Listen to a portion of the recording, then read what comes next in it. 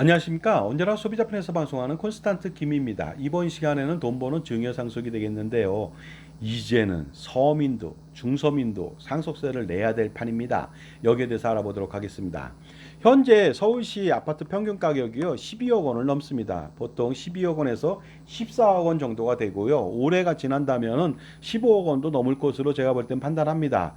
이럴 경우 1주택만 있더라도 상속세를 피할 수 없으니까 과거에는 상속세라고 하는 것이 부자들만 내는 세금인 줄 알았는데 이제는 서민, 중서민들도 세금을 내야 하는 시대가 도래된 것입니다.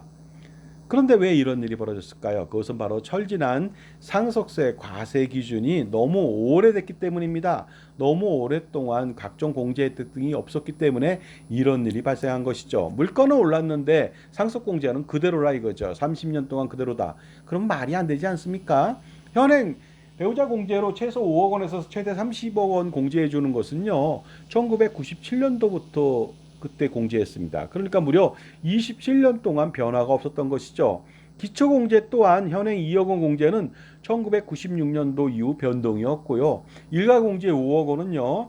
현행 상속공제 대부분 5억 원 등 현행 상속공제 대부분은요. 1997년도 이후에 전혀 변동이 없습니다. 그러다 보니까 가지고 있는 재산은 계속 물가 상승에 따라서 오르지 않습니까? 그러다 보니까 1주택만 있어도 상속세 부담이 생긴다는 것이죠. 원래는 생기지 말아야 되겠죠. 그동안 물가가 엄청나게 상승했음에도 불구하고 상속세는 그 자리 제자리다.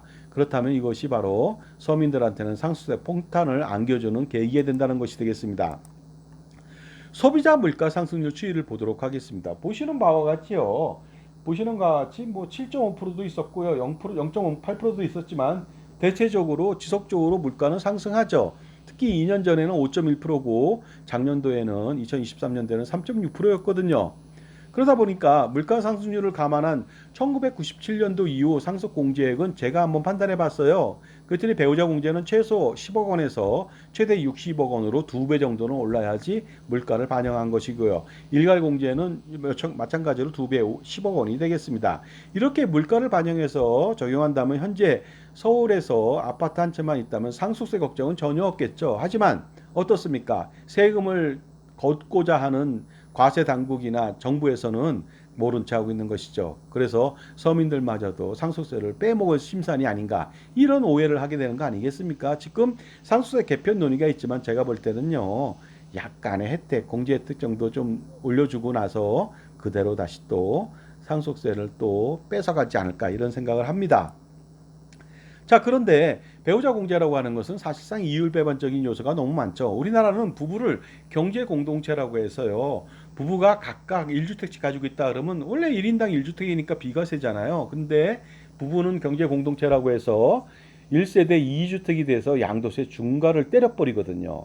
그런데 어떻습니까? 거기다 또 최악의 세금은 종합부동산세마저도 어떻습니까? 엄청나게 때리면서 부부가 각각 1세대 1주택이지만은 1인당 1주택이지만 그 종부세에 있어서 1세대 1주택 세액공제 최대 80%도 받지 못하게 만들었습니다. 그러니까 어떻습니까? 부부 공동체라고 말해놓고 나서 엄청나게 세금을 중과시켜 버린 것이죠. 그렇다면 상속 시에도요, 부부가 경제 공동체로 부부 간의 재산이 이전한다면 자기 재산 자기가 이전하는데 왜 세금을 냅니까?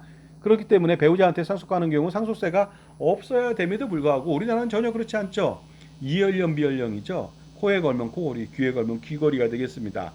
원하는 대로 자신의 입맛대로 마음대로 세법을 적용하죠. 그런 것이 가장 큰 문제가 아닐 수 없고요. 그러다 보니까 배우자 공제로 최대 30억 원만 공제해주고 상속세를 과세하고 나서 다시 배우자한테 또다시 상속세를 과세합니다. 그때는 배우자 공제도 없겠죠. 그러다 보면은요, 외국 같은 경우에는 한 번만 상속세를 내는데요. 우리는 두 번을 무조건 내야 된다는 것이 되겠습니다. 정말로 말도 안 되는 일이 버젓이 백주대낮에 벌어지고 있습니다. 미국은 상속재산이 100조 원, 일론 머스크 350조 원이라고 하는데 350조 원 놓고서 배우자한테 상속하면 상속세가 한 푼도 발생하지 않습니다. 왜냐하면 전액 배우자 공제를 해주기 때문입니다. 부부를 경제 공동체로 봤다면 이렇게 해줘야지 정당하고 정의가 바로 서는 것이죠. 가까운 일본도 마찬가지가 되겠습니다. 배우자 법정 상속분까지 공제를 최대한 다 해줍니다. 그러니까 우리처럼 30억 원으로 발을 묶어놓지 않았습니다. 그러니까 배우자 법정 상속분이 1조 원이다. 그러면 1조 원을 공제해 준다는 것이 되겠습니다. 그러니까 어떻습니까?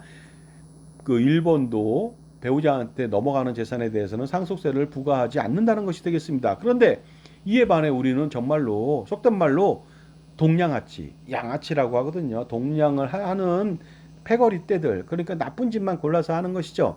양아치처럼 정말로 어떨 때는 세금 중과 때리고 어떨 때는 또 각자 세금을 때려서 세금을 이중으로 과세하는 만행 아닌 만행을 저지른 거 아닌가 이런 생각이 듭니다. 부부한테 정말로 각자 그 상속세를 2번 때린다는 것은 말도 안 됩니다. 그리고 일괄공제 5억 원도 너무나도 가혹하죠. 미국의 경우는 자녀 1인당 1,100만 달러를 증여하더라도 상속하더라도 세금이 한 푼도 없습니다. 원달러 환율 1,335원, 요새 뭐 1,370원 내야 되는데요. 환산한다면 무려 147억 원을 증여하더라도 증여세 상속세가 한 푼도 발생하지 않습니다. 더욱 놀라운 것은 아버지 어머니가 각자 147억 원을 토탈 거의 300억 원을 한 자녀한테 증여하더라도 상속하더라도 상속세 증여세가 한 푼도 발생하지 않는다는 것이 되겠습니다. 반면 우리나라 같은 경우에는요. 엄청나게 부부가 각자 증여한다면 합산해서 누진과세를 하게 됩니다. 그렇기 때문에 미국도 40%의 상속세가 있지만 실질적으로 대부분의 부자들은 상속세를 전혀 내지 않는다는 것을 알아두시면 되겠습니다. 따라서 만약에 자녀가 미국 같은 경우 3명이라면 거의 900억 원을 증여하더라도 사전에 증여하더라도 상속세는 한 푼도 발생하지 않습니다. 그에 비해서 우리나라는 초라하기 그지없죠. 겨우 5억 원 일괄공제라니요. 그 다음에 5천만 원 그 10년 동안의 증여재산 공제, 면세점 증여라니 말도 안 되지 않습니까? 그런데 상속세는 이중과세 논란에서 벗어나기 힘든 세금이거든요. 재산을 모으는 과정에서 거의 대부분 거액의 세금을 냅니다. 우리나라 국세 14개, 지방세 11개 다 냅니다. 거의 다 부자들은. 그 세금을 다 내고 내 재산이 됐으면 내 마음대로 처분해야 되는 거 아닙니까? 내가 그것을 버리든 도박을 하든 자녀한테 주든 무슨 관계가 있습니까? 세금을 다 냈는데요. 그죠? 그런데 왜 또 상속세를 부과하느냐 이거죠. 이것이 바로 이중과세가 문제점이라고 말씀드릴 수 있습니다. 그렇게 세금을 많이 내는 그 스웨덴도요. 2005년도에 상속세 증여세 폐지했고 2007년도에 부유세라고 하는 종합소득세 재산세를 폐지했습니다.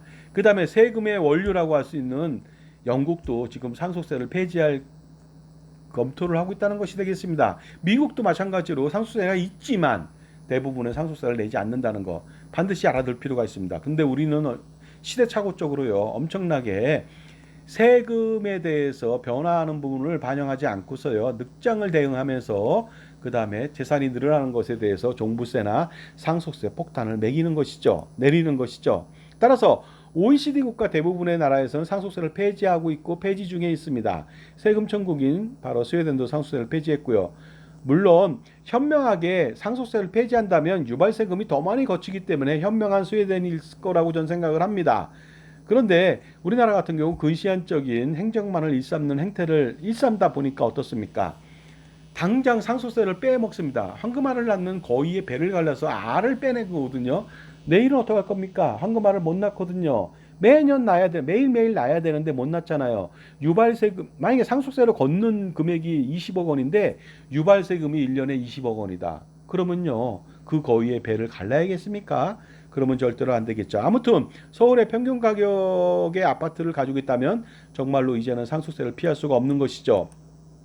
자, 지금까지 제 정보가 도움이 되신다면 무료 구독하고 좋아요 부탁드리고요. 멤버십 회원 가입해서 저의 동영상 프리미엄 서비스를 통해서 수억 원 내지 수십억 원 그 이상을 절세할 수 있는 기회를 가져보시기 바랍니다. 자, 그렇다면요. 서울에서 아파트 한 채 가지고 있다. 상속세가 얼마나 나오는지 알아보도록 하겠습니다. 만약 아파트 가격이 13억 원이고 금융재산이 1억 원이 있다면요. 상속인은 배우자하고 자녀 2명입니다. 이랬을 때 상속세는 배우자 공제 6억 원, 일괄 공제 5억 원, 순금융재산 공제 2천만 원, 장례비 공제 1,500만 원 해서요. 총 공제액은 11억 3,500만 원.